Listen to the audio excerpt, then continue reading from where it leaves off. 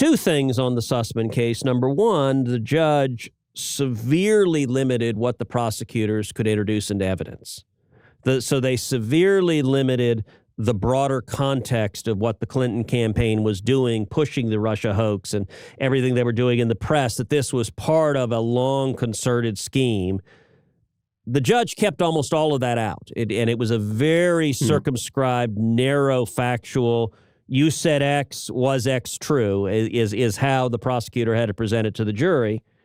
I think there are real questions that should be asked why the judge was keeping all that context out. What it did is it protected Hillary Clinton like crazy. Like all of the judge's orders basically kept the Hillary campaign directly from being implicated and just had one rogue lawyer, well, you're going to be in trouble.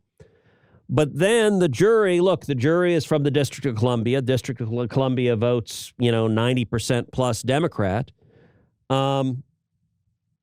I have not studied all of the factual evidence introduced in trial, but it certainly raises an eyebrow that this is a jury that, in all likelihood, voted for Hillary Clinton and hates Donald Trump. And we have seen in cases that are brought in D.C., we've seen them be political the other way, that they're quite happy to throw the book at someone if they disagree with the politics of it. It certainly raises a real question in this case, whether at least some members of the jury didn't happen to just like the politics of the guy who was violating the law.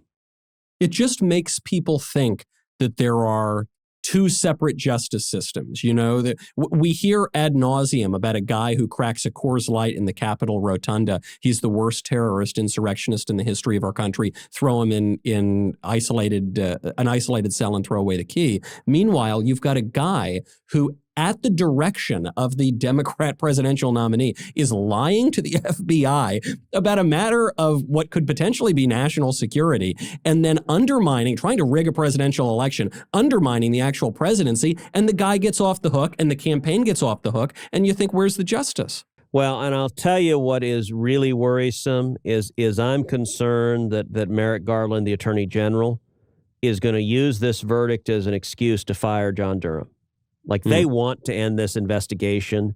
It's the one sort of lingering that they want to sweep under the rug what is coming.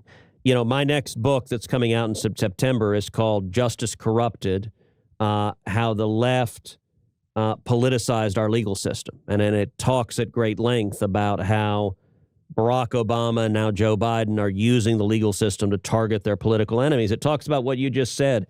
The differential treatment used to January 6th defendants compared to the violent rioters in Antifa and Black Lives Matter riots. And I've been pressing this Justice Department for over a year on that, and they just stonewall. They refuse to answer questions. They refuse even the barest oversight. And you're right, it does suggest that there is a disparate, partisan, uneven enforcement of justice, number one. But number two, I'm very concerned that Garland will use this as an excuse to say, okay, Durham's done. And that would be terrible if that happens. But I think that is a very real possibility, because there is no doubt the Biden White House wants the Durham investigation over yesterday.